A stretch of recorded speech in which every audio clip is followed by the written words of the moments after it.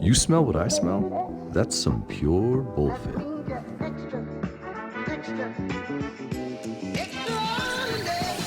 What's up, motivators? Welcome back. It's Kevin. This is Pure Bullfit. Bit of a shorter video today, just a couple of things to talk about.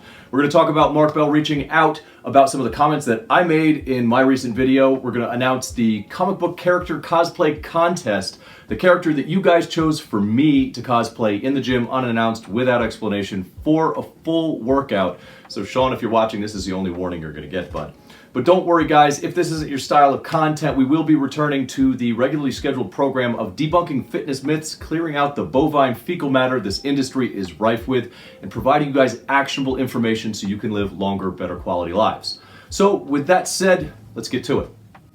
All right, guys, to get right to the thing that most people are here to watch, Mark Bell reached out to me to respond to some of the comments that I made in my last video to provide some clarification, and just real quick to the point that some few folks have brought up casting Mark Bell in a certain negative light. I want to say that's not my experience with the guy. He approached me in a very civil manner. He was encouraging, and he clarified some of the things that he was saying, pointing me in the direction of the people that I said he should be pointing us in the direction of, actually gave me those answers and, conceded on a point or two. Before we get any deeper into that, I want to point out that this is not a malicious guy, as some of you have tried to indicate.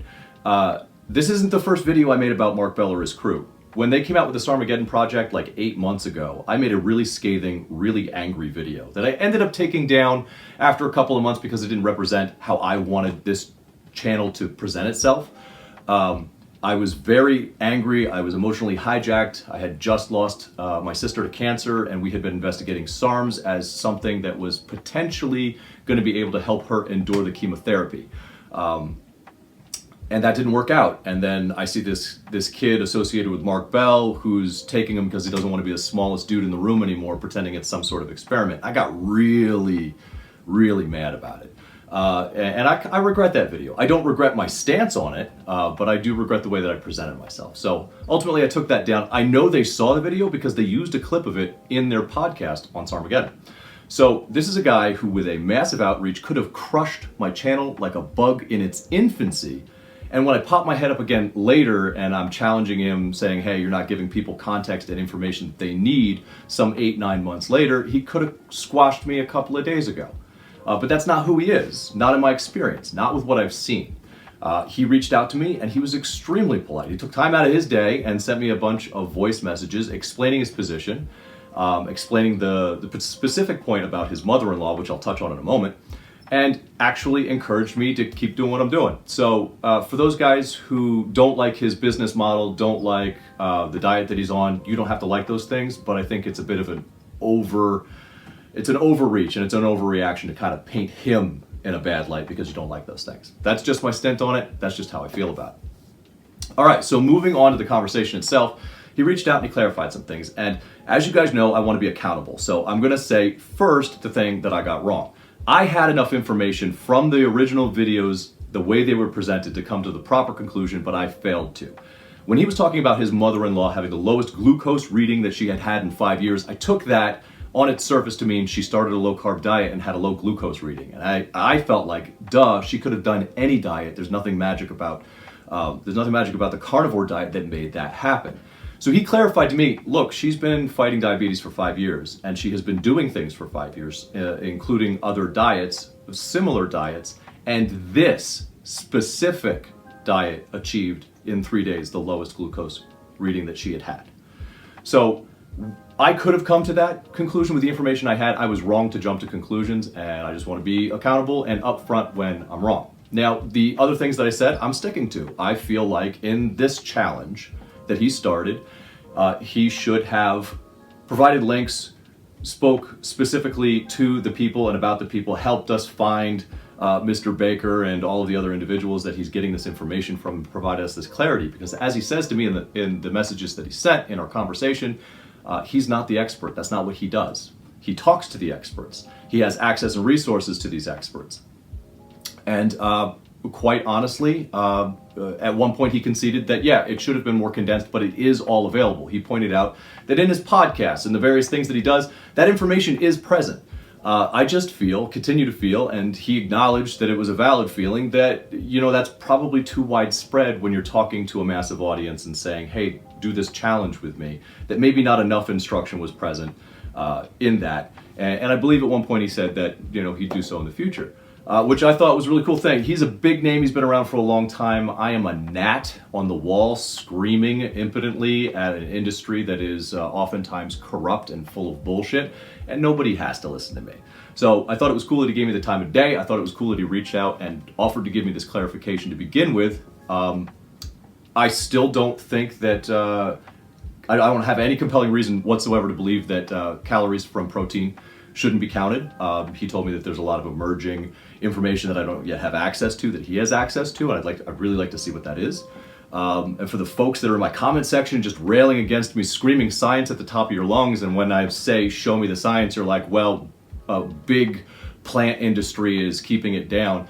You guys sound like chemtrail sniffers. You guys sound like anti-vaxxers. You can't tell me that it's science and irrefutable out of one side of your mouth and say, well, I can't point you towards the science because there's a conspiracy to hold it down out of the other side of your mouth. So all I want is to be pointed towards the experts. I understand that if there's an emerging science, we can talk about it, we can be encouraged by it, but pretending that it's fact already, that it's established, defensible, repeatable, and it has a plethora of studies that we could do a meta-analysis on and take a look at, that's a little disingenuous. And I'm talking to the commenters here. I'm talking to the guys who are getting really upset at me because they think I was attacking the keto diet, or the carnivore diet, which is ultimately a keto diet. So that's how that conversation went. He's a decent guy. He encouraged me to continue doing what I'm doing. He provided me with some clarification. I said I'd go ahead and look into the resources that he pointed me towards, and I intend to. And if you guys are really interested in where I fall on diet protocols such as carnivore, keto, plant-based, and the whole 9 yards, I plan on doing a future video in the very near future on that, my feelings and why, but that's a more nuanced conversation than we can adequately cover right here and right now. I'm just gonna point out that all I was asking for from Mark Bell was more context and nuance, or the direction to go to look for that information. I wasn't crapping all over your precious diet, and you guys can really relax. All right, guys and gals, for those of you who are still with us, a warning. It's about to get nerdy. White and nerdy, think I'm just too white and nerdy, think I'm just too white and nerdy, can't you see I'm white and nerdy? And the winner of the comic book character cosplay contest is Geralt of Rivia. Geralt. It's Geralt. Don't worry, honey. I'm going to play your silver-haired fox game daddy right. Now, for those of you who are worried, I didn't pick a comic book character. Rest assured, I did.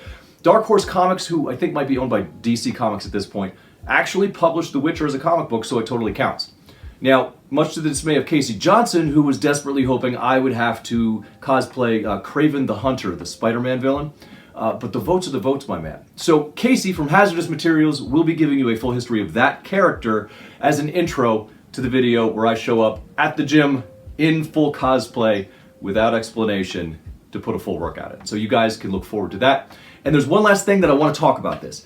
I could put a crappy ass cosplay together, I could spray paint my hair white, and I could phone it in, but I don't want to do that. I really want to give you guys something that you can watch and be entertained by.